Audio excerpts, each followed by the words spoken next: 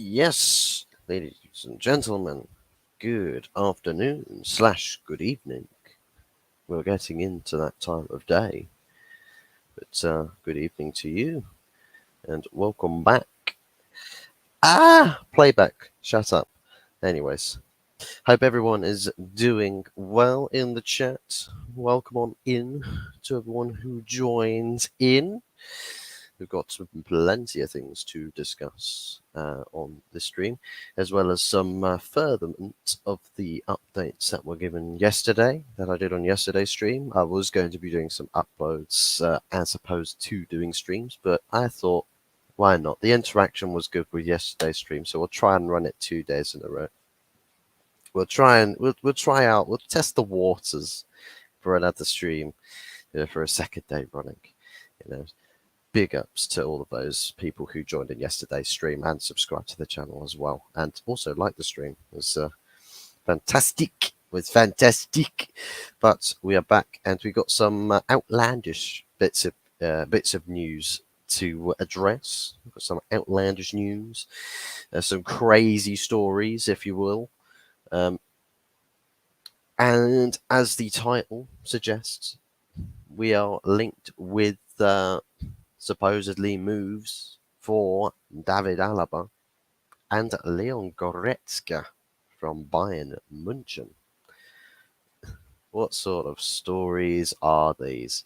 Where have these stories come from? It's just like something stinks about these stories, because it's like they've all come out at the same time, and I can't help but think it's like maybe it's a part of the whole tactics side of things, where people are being a bit stingy. Maybe there's certain targets that we want. Now, this is all just hypotheticals, by the way, but maybe there's targets that we want, that we are linked to, but the clubs we're trying to negotiate with, they're saying, hell no, you won't have anything for that, and then we'll go and get interested in someone else. And it's just like, oh, well, we're going to go buy that player, so you could have taken the money from us, but no, we'll go look at somewhere else. That's an idea.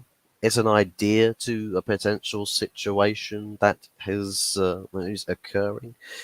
But it's, as I like to say, just hypothetical talks, dealing in hypotheticals. There's nothing really by it. It's just speculating and adding fuel to the fire, which is great fun to do when you get to publicly discuss something, because sometimes it just really pees everybody off, but at the same time can really sort of provoke thought. It provokes thought.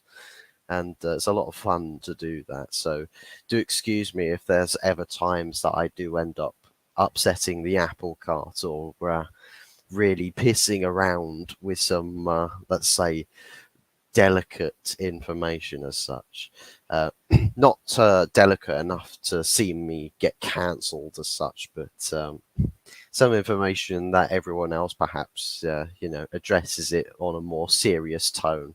I'll be the one to take the absolute Mickey out of it, take the Mickey Mouse out of it. But we are going to be covering other stories, including Harry Maguire and the statement that he has released, and he's released it on, I think, Twitter or Instagram, or pretty much all of his socials. He'll probably have released his statement on, where he has officially confirmed that he is no longer the captain of Manchester United Football Club. He is no longer the captain, and he's written a sob story to go along with it to sort of invoke that pity.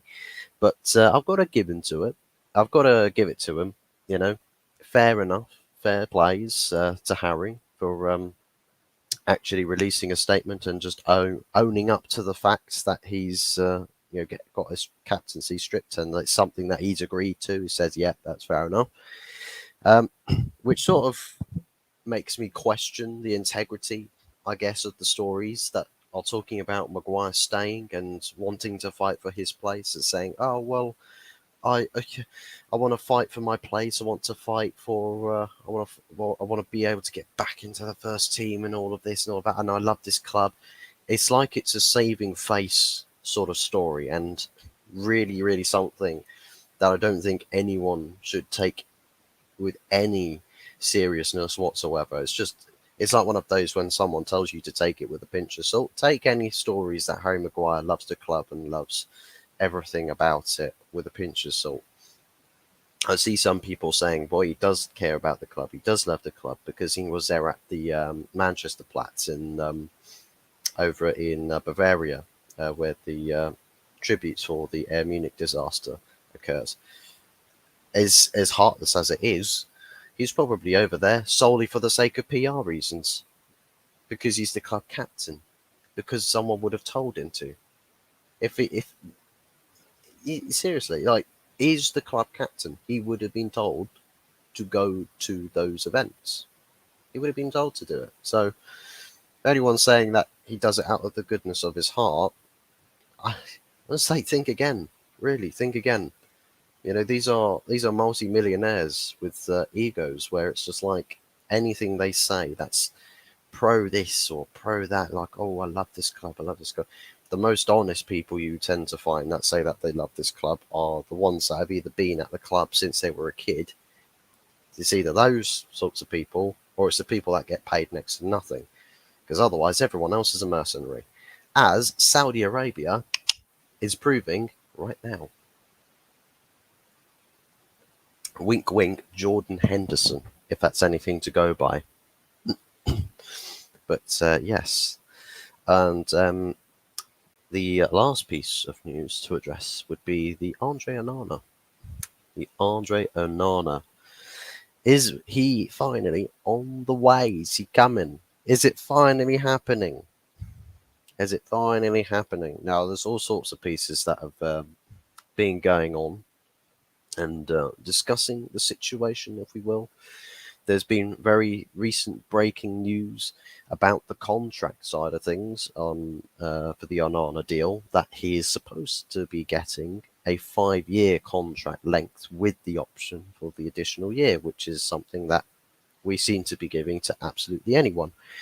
And it's a bit of a sort of a cheat negotiation strategy, where it's just like, well, we'll sign him for a certain number of years, and because we know that we're terrible at negotiations, what we'll do is we'll cheat the system a bit by sticking the extra year as an additional year clause, so we can keep the value of the contract down, but have the option to extending a contract by another year without actually having to renegotiate over wage structures or anything to do with negotiations.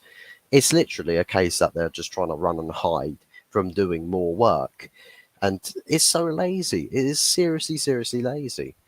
I can't understand it. Like, what? Bro, why are people working at Manchester United getting away with being lazy? Because they are absolutely lazy. It's like I just reiterating the point over and over on yesterday's stream, that we've got to, what is it, June 16th. Oh shit.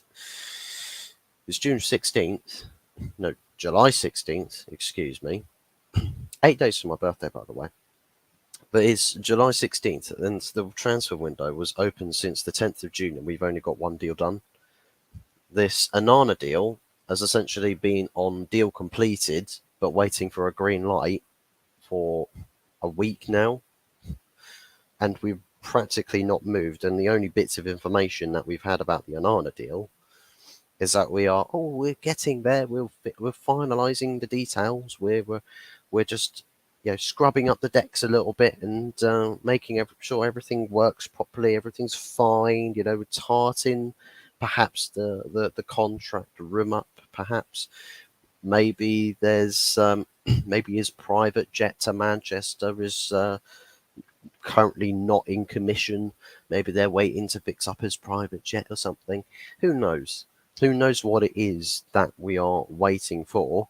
I'm just going to read through what Laurie Whitwell has said in a string of pieces of information. This comes from, this is basically hubbed in together, just all clustered in information, courtesy of the United Stand Twitter account as well. But Inter Milan, I should read it from bottom to top, as that's the order it comes in. So MUFC are expected to agree personal terms with Andre Onana today, which is contradictive. It's contradictory because supposedly, according to many sources, Andre Onana didn't have any doubts as to when the news perhaps was broken to him that, oh yeah, sorry, Andre, you're going to be put up for sale, and if we get a suitable club and they'll deliver us a suitable offer, that's where you'll be going. And it's probably one of those things where he's probably accepted it and gone, you know what, fine, fine. So what? Let's just go ahead with it anyway.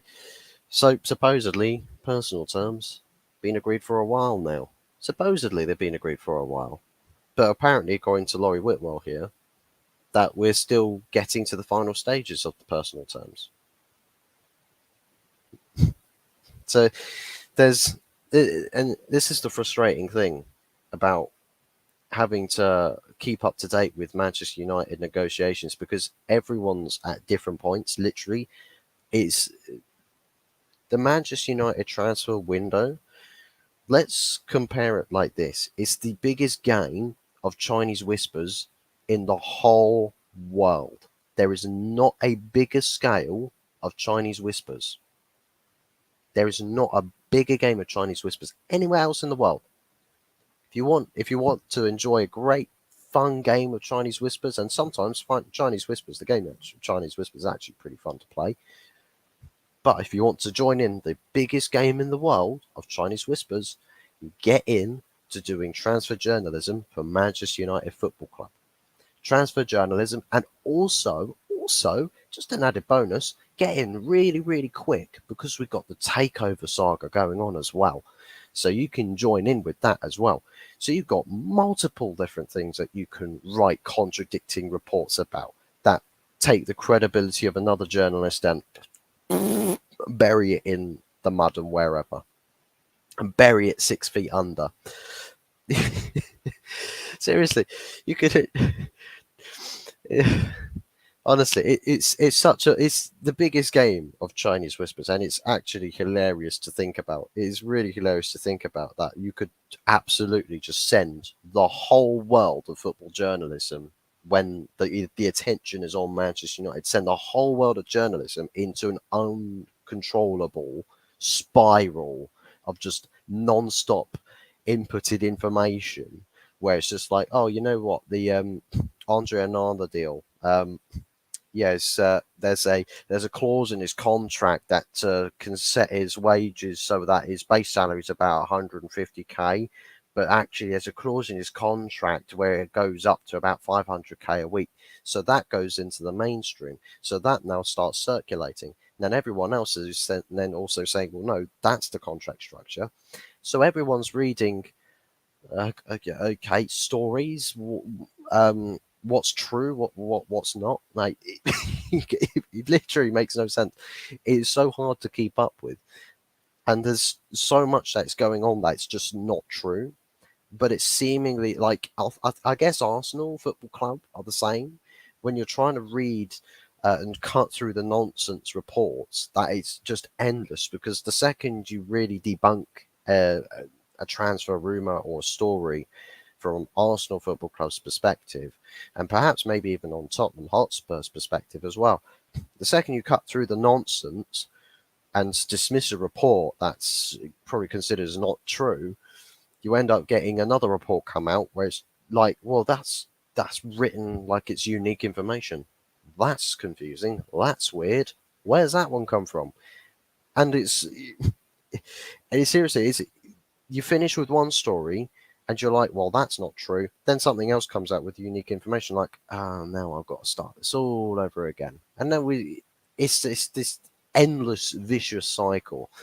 And it's so difficult and frustrating and annoying for United supporters to actually read between the lines, because everything's unique with information. And it's only really like banter clubs, like associated banter clubs, where they know the interaction between fans and club are ridiculously high.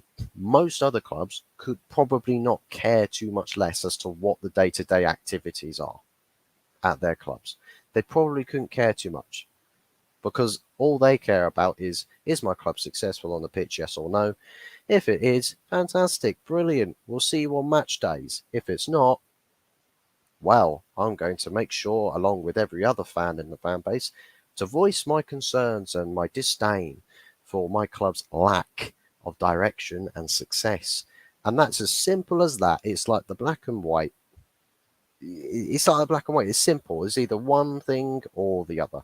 Whereas if you're a supporter of Manchester United, Arsenal, Tottenham, um, to some extent Liverpool, and various extents Chelsea, and other clubs around that sort of level. I guess we can start to include Barcelona in this conversation as well, where there's so much interaction for everything that isn't to do with whether the club is just being successful or not.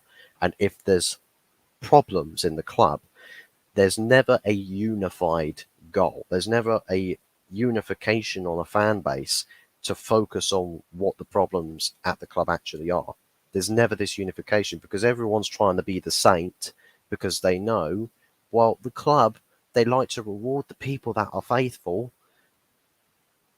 but isn't that technically classified as selling your soul out to the big machine that likes to stir up this nonsense?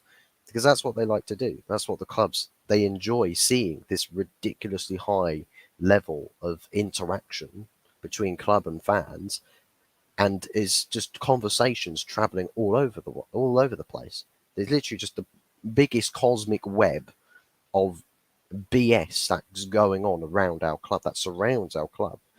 And it's so hard for people who want to cut through the nonsense to actually see, there's the key information, there's the key details. It's really, honestly, it's ridiculous to keep up with. But supposedly we carry on with the Laurie Whitwell saga stuff with the Onana deal. So Onana is set to sign a 5-year contract. So this is a newish piece of information here with MFC, and should fly to New York on Wednesday with Erik ten Hag's squad for their pre-season tour if he completes his medical in time. So there's also bits of information that state that there's a planned medical supposedly for Tuesday to try and get him on the tour in time. So if you're in Onana's camp and you're desperate to get on this American tour, 100% you are in the gym and you are clanging and banging, and you are getting into the most insane shape of your life to make sure that this medical doesn't fail, because otherwise pre-season is a pipe dream. So he will join later if not, which I'll tell you what, it'll be typical. It'll be really, really typical of Manchester United if Andre Onana doesn't make it onto this American tour. It'll be completely typical. It'll be so typical. Same old story that we've prepared. We literally failed to prepare, and then sometimes we'll get the people say, "Oh, but we're ready. We've got the signing." Well, you've not prepared with the new signings. The only player thus far that has any chance of progressing this team on game week 1 as it stands is Mason Mount. It's essentially, let's put it this way, essentially as it stands, the starting 11 for the game against Wolves is the same team as last season with Mason Mount. Same team as last season with Mason Mount. If that don't concern you, then I don't know what will. But well, actually, I say that same team as last season. Technically, no, it isn't, because David De Gea isn't here. He ain't here anymore. So as it stands, I mean, Andre Onana's going to have to go in anyway. And technically, if there's any player, let's be fair, if there's any player in any position that doesn't require as much of this sort of getting into fitness, getting into shape and all of that, would be a goalkeeper.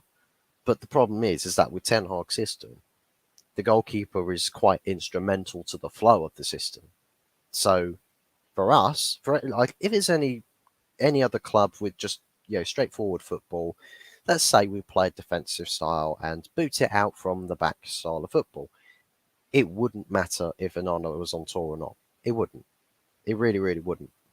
But this is crucial, because Onana is such an important player, integral to what Ten Hag wants to do on the pitch.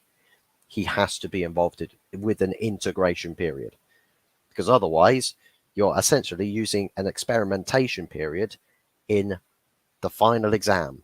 It's like if you're in school, you're literally doing mock exams where you can get away with scribbling all over your test papers, like, oh, well, this answer is all definitely wrong. I definitely got all of these answers wrong, whilst you're actually sat in an examination hall doing the final exam.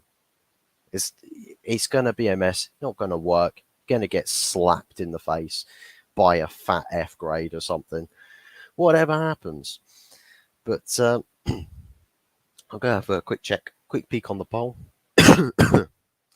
Been up for 24 minutes. I've only had one vote so far. Do be sure if you're dropping into the stream that you are adding votes to the poll that we've got going on as to who you'd want to take up captaincy for United. So far, the only votes being towards Bruno Fernandes. The other options are Casemiro, Martinez, and other. So if there's another name that I've not stated in the other three options that you'd like to see as Manchester United captain, I'm not going to sit here and say that, oh, that's delusional, that's stupid, if you come out with a crazy name, although I will probably have to start trying to do some really complex mental arithmetics to find out your theory, or to work out your theory behind your selections, which will be a lot of fun, can't lie. But yeah, do be sure to drop it in the chat, into the comment section, as to who you'd opt to have as the next United captain after Harry Maguire has officially stated that his captaincy is no longer a thing. Technically, some will say it's about time. Well, actually, it's not about time. What we should be saying is, well, that should never have had to have happened in the first place, because, well, we're giving captaincy to someone who loves to get relegated. That's beyond me. Anyways, last bit of information based off of the Onana story from Laurie Whitwell, that Inter have been holding out for closer to 60 million euros for Andre Onana. A compromise is expected to be reached today or tomorrow, with MUFC recently proposing 43 million euros plus 5 million in add-ons, although the exact figure is still being negotiated. So there's some people saying that we're there, there's some people saying we're not. Interesting. Interesting. I'll tell you something. Reading this really is giving me vibes. And so it's like, what is it? I can't remember if it was to do with the Frankie de Jong transfer saga or the takeover saga, where people kept saying, oh, we're in the final stages of the takeover. But then people started coming out and saying, well, actually, we're nowhere near the takeover being completed. There's still another round of bids, and there's XYZ also got to happen before we can get to that phase. I'm getting vibes of this, because Fabrizio, on one hand, you've got Fabrizio Romano saying that it's essentially 99.9% completed. So we're literally waiting for a final okay. Whereas Laurie Whitwell supposedly is still talking figures about a transfer fee. Transfer fees? What are we still talking about transfer fees for? I thought we were practically deal done. It's like with the personal terms. So MUFC expected to agree personal terms with Andre Onana. Weren't those done like 2 weeks ago? Weren't those done like 2 to 3 weeks ago? You know what's going on that front? So that just more or less just ties into the rant that I had about press releases and PR and all the nonsense going on with fan interaction with their clubs. Ooh, excuse me for a second. My throat is going absolutely haywire.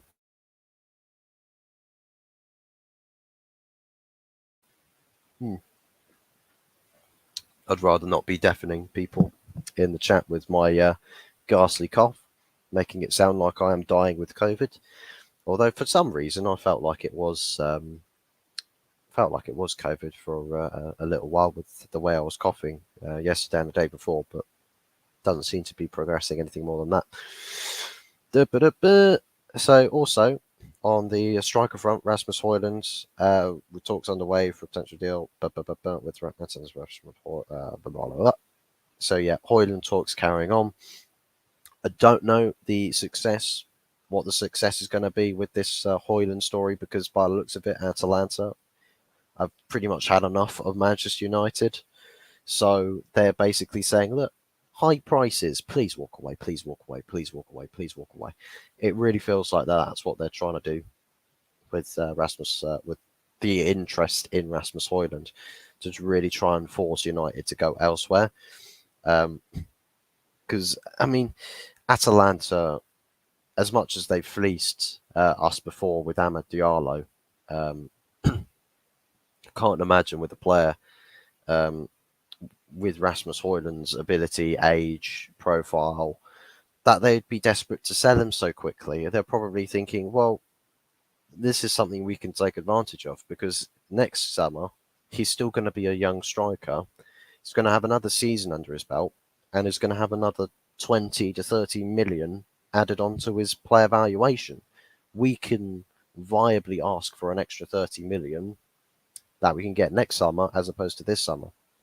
So maybe they're trying to play some 4D chess by saying, well, he's guaranteed to be sold, but we can increase the value between now and next summer. But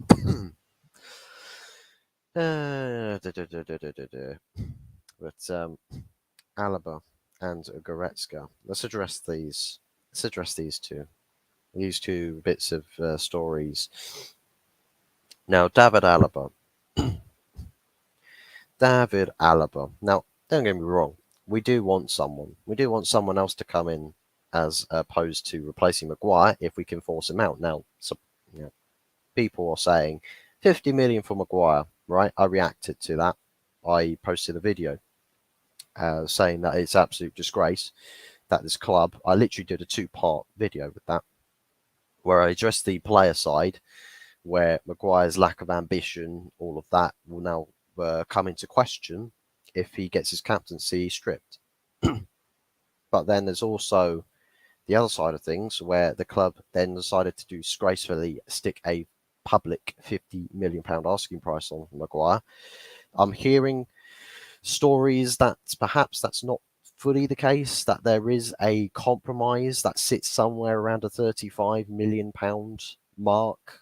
Whether that's realistic, maybe that's probably a bit too high still for quite a few clubs to really entertain that sort of a transfer fee. Maybe it is, but maybe then again, maybe it isn't, because the biggest stumbling block with selling Maguire is his wages, because of this stupid, really, really stupid Champions League bonus, like pay rise and whatnot, and seriously stupid like contract structures for a lot of players at this club, with incentives that make no sense, incentives that actually cock up the finances on a more long-term perspective on the wage structures. But this Champions League qualification, where Maguire has seen a 20% pay rise on his contract. I mean, 20% pay rise, that is ridiculous. I wish I could have a 20% pay rise. I wish I could have a 20% pay rise on that. I think it would be fantastic. I'd love to get a 20% pay rise, but that's wishful thinking. But literally, without doing anything, Maguire is essentially gone from a base salary. Now, I was watching the Daily Red Devils, another super cool Manchester United content creator who I think is still live now. He might have finished up his stream. Do be sure to go check out his channel, Daily Red Devils, and subscribe. He's very close to, I think, was it 4.5k subs? I'm on a road to 40 subs. Hey! But anyways, supposedly, watching on his stream, he stated that Maguire was sat around a 200k base salary. about a 200k base salary. Just because he qualified for the Champions, or the club qualified for Champions League, with him sitting on the bench, he's gone up to 240k. 240k.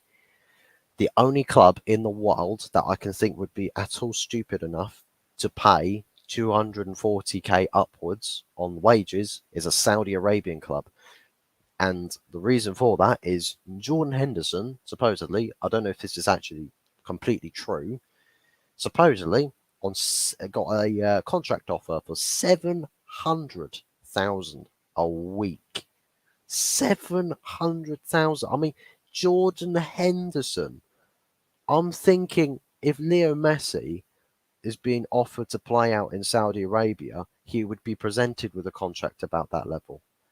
If Kylian Mbappe was offered to play in Saudi Arabia, that they would probably offer him a wage somewhere sat around the millions. But Jordan Henderson sat around 700k. What? Mate, Saudi. If you can afford to pay Jordan Henderson 700k, woohoo, I'll tell you what, you can go afford to pay Harry Maguire 400, 500k. Please take him off our books. Give him that contract offer that you can't say no to. Go on, you know you want to. You know you want to give him that sweet, sweet payday. Give him that money. Give him the dough. Yeah, you know you want to. But yeah, seriously, Harry Maguire, the best one, probably the best and most realistic sell it or buyer's market that we can at all sell the prospect of Harry Maguire to is Saudi Arabia. But then again, knowing Saudi Arabia, maybe they've watched Harry Maguire for long enough where they're probably are just like, well, as long as we don't go down, as long as things don't get as bad as Harry Maguire level, then we should be okay.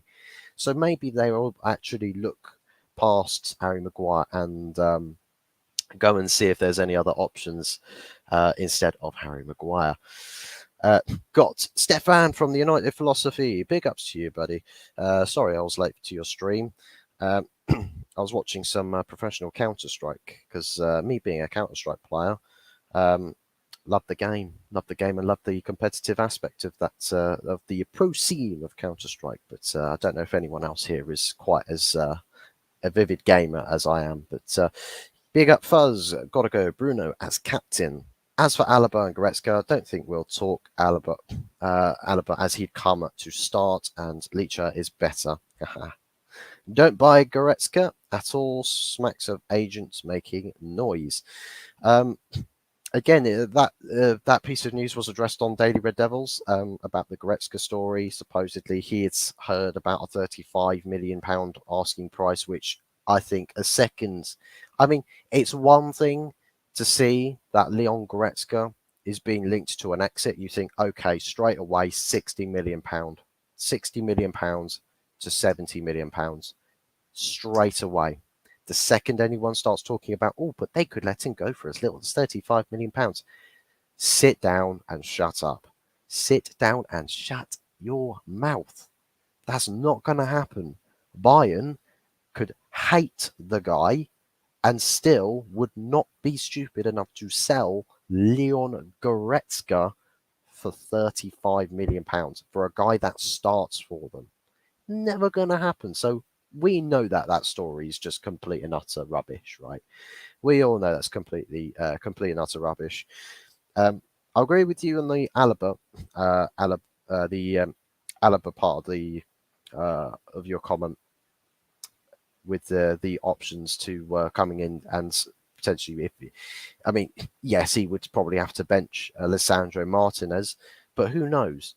Who knows? I mean, Lisandro Martinez might be Ten Hag's love child, right? But even then, Alaba coming in to into Manchester United, you don't know. I mean, Alaba also plays as a left back, so maybe he's just like this. He's like a Luke Shaw. It's like the Austrian Luke Shaw with David Alaba. He's a bit of a weird one, but he's also quite good at centre back. Not as fantastically good under the press, I guess, with Real Madrid.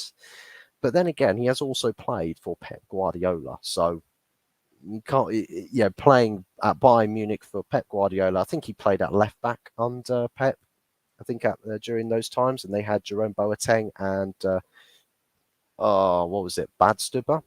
I can't remember if Badstuber was still there at the time, but yeah, he's actually really solid as a left back. But then he transitioned to a centre back, and I don't think he's been quite the same level. Bit like Luke Shaw, to be fair, though. I would like to see him at the club, but again, it comes to question. Is that really is he going to want to start for Manchester United? Absolutely, because I think once you get a taste of playing for Real Madrid straight away, I can tell you right now, I would not be surprised if David Alaba feels the entitlement to be guaranteed starting games for any other club in the world. I would not be surprised if he feels that sort of entitlement. If I was a first team player for Real Madrid and I go to Manchester United, straight away I'm literally walking down through Carrington training halls, and straight away I look at everyone else in the changing room like, yeah, I'm starting. All of y'all in defence, bench. Go sit on that bench and shut it and enjoy watching me play football whilst your minutes dwindle away. Literally, that sort of level of entitlement. Then again, he's probably not going to be an arsehole about it, as much as I'm making it out to be. But that's just me. I like to stir shit with this sort of things. But yeah, Leon Goretzka, rubbish, absolute rubbish story. I wouldn't necessarily say no to Leon Goretzka, but it's like, what can we say? A Wesley Schneider, Milinkovic Savic, all those sorts of stories. Probably realistic. Oh, hello. Oh, 1 second.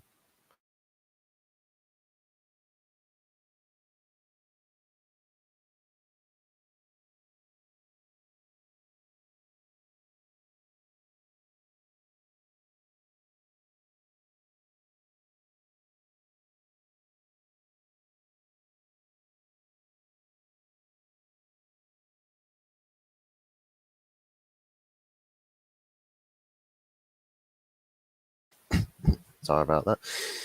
Father's just come back in. Uh, but I got another comment here from United Philosophy. Think the thing is with Alaba, don't think he offers what Shaw does in the build-up, and Ten Hag knows Licha is his guy in the back line. So far, he's the only defender who starts for us who ETH bought. True.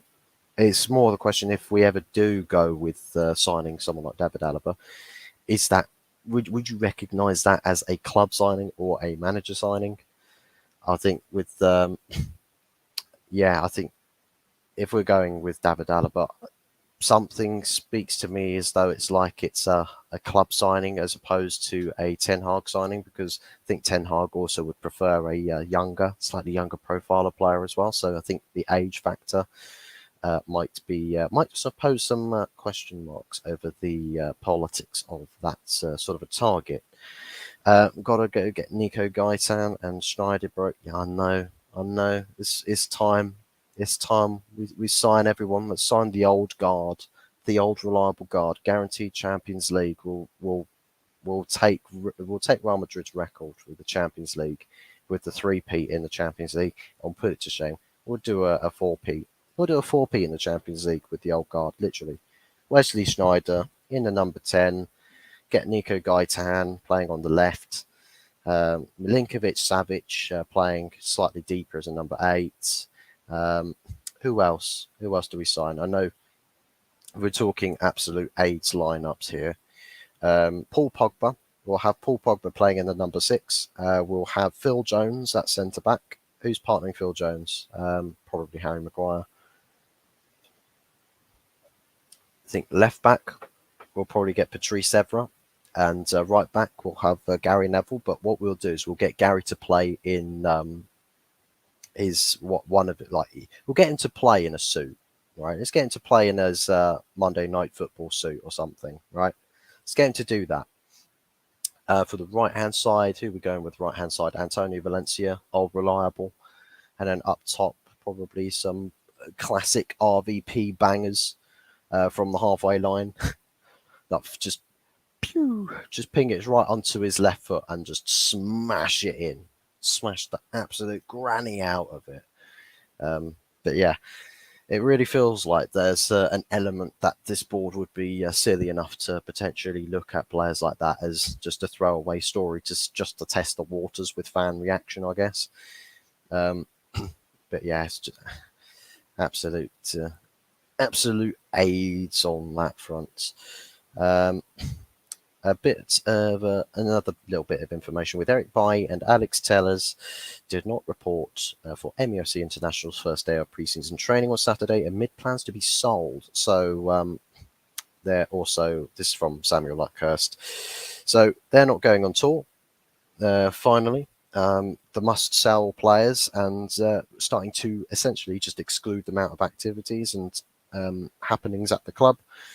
And I think it's all for the best. It's all for the best. It's what's necessary. It's what needs to happen. It's what we need to do. We need to get this done. Must do business. These are essential bits of business that we need to do.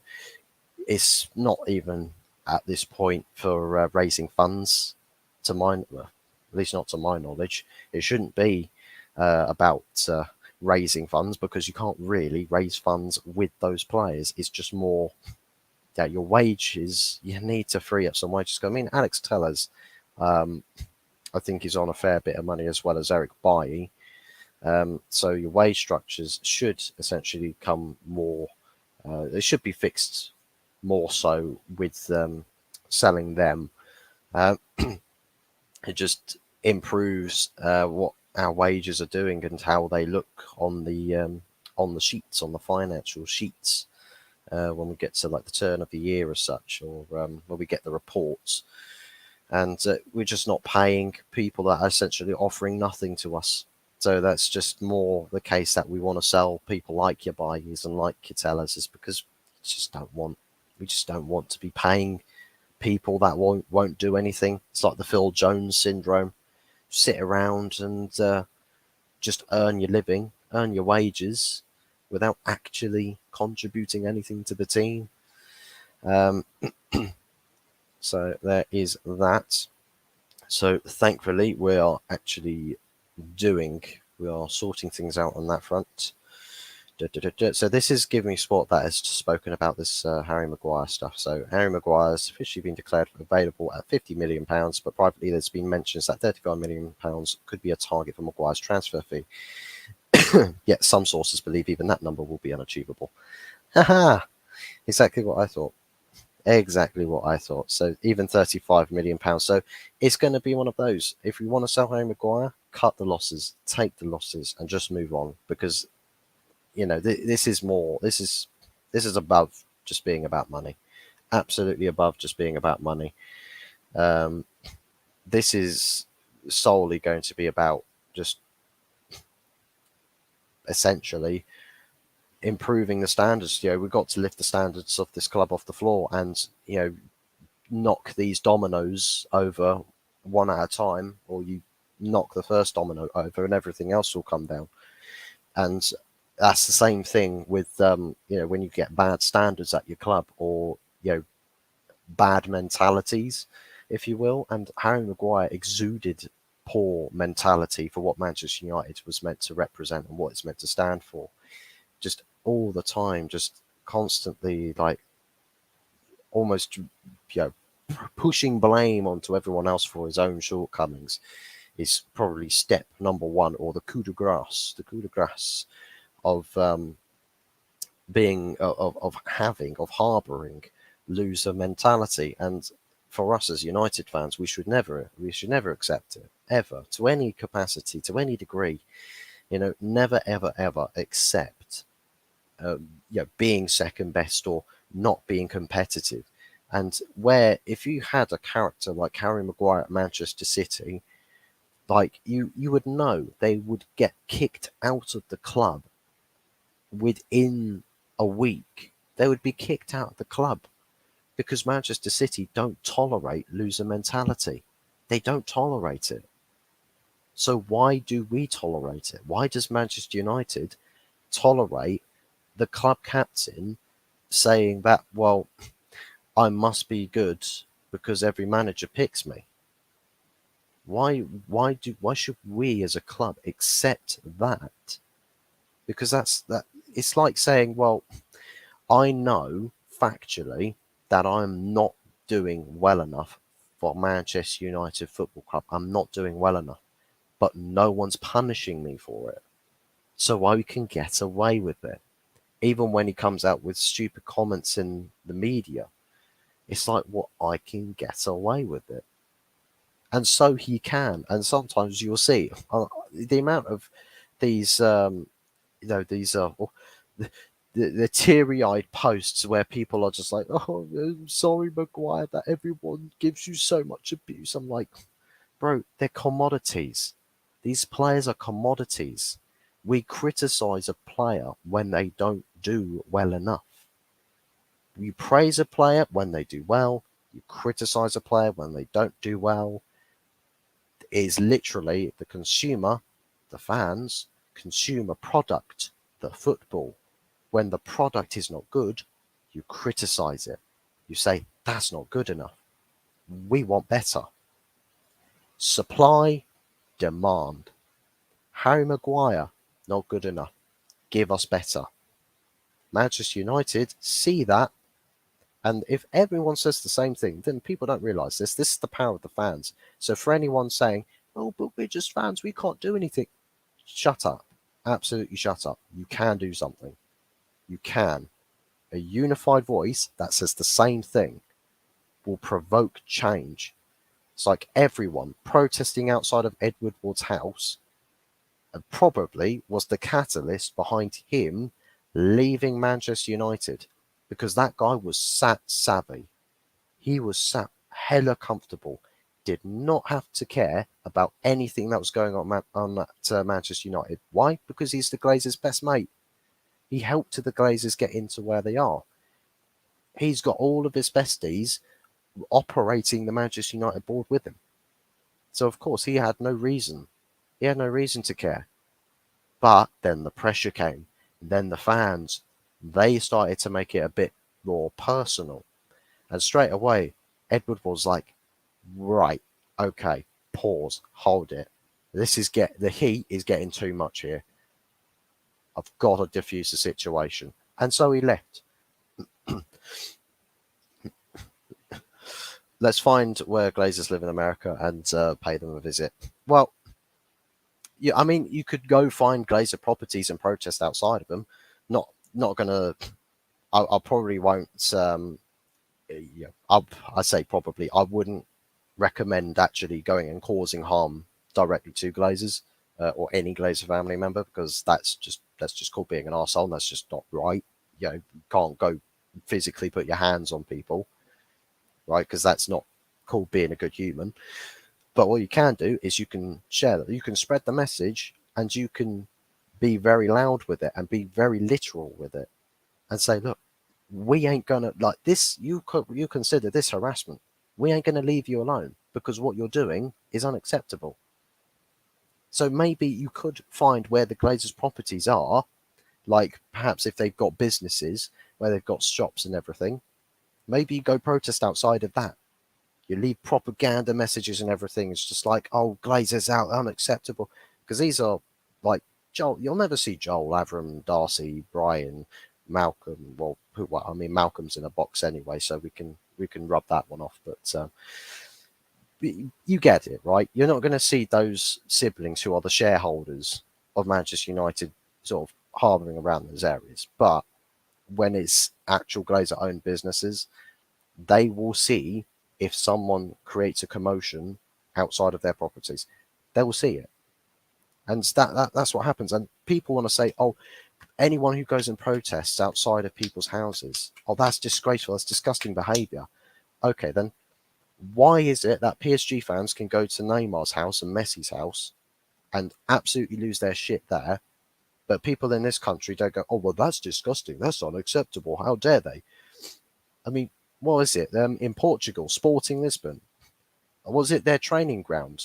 Had fans break into the training ground and actually go and get into players' faces after they failed to get like Champions League qualification or something? because the level starts to slip. The standards, right, are always high. They demand that you are competing, you're pushing to win. If you compete and you really push hard and you're in the topic, you're in the conversation to competing for titles and for other honors, straight away it's just like, well, you've done the bare minimum. You've competed. But when a season is as bad as that, you push your standards onto the club and you put the pressure on because the club will respond to it. Seriously, the fans, people need to start waking up and realize that they've got power. Fans have got some serious power. They can cause some serious damage. But it needs unification, a unified voice, and a common goal. End of story. That is literally, you can bring all sorts of change with a unified voice. And that's all it takes. That is all it takes. It's as simple as that. And that's, I mean, Real Madrid. People say, well, Real Madrid fans, I mean, God, some Real Madrid fans, they're horrible people. Why? It's like when a player gets booed out of the grounds, home and away, or the disdain for certain players or certain parts of Real Madrid's football club, get aired en masse. The club sees that as a problem and says, right, so we need to take action for that. What is it? Bayern Munich had problems. Well, I mean, they had problems politically, so they treated it like a government situation. But when fans in Germany are unhappy, the clubs act. Why? Because the fans unify. There's a unified voice. They voice it. The club acts. And Manchester United, I mean, we're the closest we've ever been to the Glazers leaving, right? We are currently the closest we've ever been to the Glazers leaving. It's like they somewhat know that if they deploy their sort of their suppression tactics, where they say fans with banners and all of that, they'll take your banners off of you. They take the anti-Glazer propaganda off of you. And it's like the club are acting to suppress your thoughts and feelings. They do that. They are actively trying to suppress the fans. We've seen that. They probably paid off the key UK medias that cover Manchester United games. Can you censor some of the chants? Can you censor some of the sounds? Can you keep the camera angles away from the Glazer out signs and propaganda? Of course they'll do that. I mean, these Glazers are stingy bastards by all means. People forget that the people who work for Manchester United's board, they are they're all essentially besties, and it's always gonna be a problem. Anyway, I won't continue rambling on about those things. I'm just going to read through, see if there's any extra bits of topics, because I'm going to try and wrap things up here. See if my dad needs any help bringing anything more in, or if he needs help with anything else. So I'll probably need to wrap things up there. Ashley Cole's talking about Kobe Mainu, saying that apparently Kobe Mainu said to him that if it wasn't for an injury, he probably would have seen some more game time in the first team towards the tail end of last season. I mean, speculative, perhaps. Probably speculative. I'm not too sure whether we would have seen Kobe Mainu playing more games in the first team towards the end of last season. But I think I wouldn't say he's Casemiro's backup next season. He can't be Casemiro's backup. I'll probably say he's someone that is more sporadic. He's a sporadic first team player. You'll essentially be playing 90% of your games for the under 21s next season, but 10% of all games next season you'll be participating in. And I think that's probably what they should try and do, because what you don't want to do is essentially have Kobe Mainu sitting on your bench 24/7 if you have, say, an Amrabat and Casemiro on the pitch, but then you'll have other players that will be sat on on the bench that would go on to take their place instead of Kobe Mainu. So I think you got to pick and choose what games he's going to play in next season, and I think we're going to have to see how Eric handles. Let's see how they're going to handle the game time or the minutes for people like Amad Diallo, like Kobe Mainu, and other names as well. Maybe even Hugo. I know Charlie McNeil's been linked with a move to be on loan at a League One side. He's supposedly not involved in training, in pre-season training. For that reason, he's trying to finish off getting a move completed, which will be good for him. A tried and tested method to getting someone first team ready as such. And but yeah, it's going to be interesting to see how Eric wants to handle Amad Diallo and Kobe Mainu. Maybe it gets to the later part of the transfer window that Eric sees fit to actually loaning Kobe Mainu out and loaning Amad Diallo out, because I mean Palestri, I would have said Palestri should be loaned out or sold, because I mean you've got two players, Amad Diallo and Palestri, that are both the same. They're essentially playing the same position. They're at the same stages of their career as well. So it's like you can't really have two people set to do the same thing at the same progression with the same thing in mind. It's like, what's a good example? I think it's like if you had Leroy Sane and Jack Grealish both sat in the first team, right? And you're like, well, who's playing and who's not? Because then there's a third option. Now you could say, well, they will be subbed in. They'll come in. They'll be the bench option. So you can establish, yes, you want the quality for both of those options 1 and 2 to be good, but you don't want there to be a massive drop off. But at the same time, you don't want to have two players that are doing the exact same thing. But for us, it's even worse because neither Amad nor Palestri, for me, start on the right hand side. We've got Anthony for that. So neither of them actually start. Amad, I think, is very much offers a similar thing to this team that Anthony does. And I think that's why, personally, I would opt that Anthony and Amad should be the options for the right-hand side going forward next season. I think that's probably the best, most recommended thing to go for. Red face, droopy eyes. Yes, Hannah's. How you doing, buddy? Someone's probably had a long Sunday. But yeah, personally, Ahmad I want to keep, and Palestri would be my options to going out on loan or being sold. So I don't know whether you guys agree with that, but if you do watch this stream on playback, then drop your thoughts and feelings on all of those matters in the comment section below. But just going back to this poll, which I'm going to wrap up now. So we've had 7 votes as to who you'd want to take captaincy. United can make a fortune in sales. We can make a fortune in sales, but again, it starts and ends with the competency of our board, unfortunately.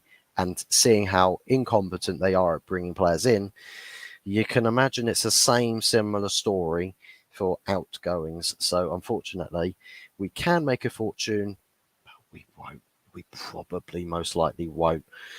But so yeah, we're going to wrap up this this poll here. Had some late votes, we're up to 8 votes here. So 75% say Bruno, 12% say Casemiro, and 12% say Martinez. So that's probably a vote each. Which I'll probably say both of the other names there are very viable vice captain options. Personally, I'd probably go with Martinez as the vice captain because I think he's much more vocal. I know Casemiro speaks a lot. He's quite vocal on the pitch as well.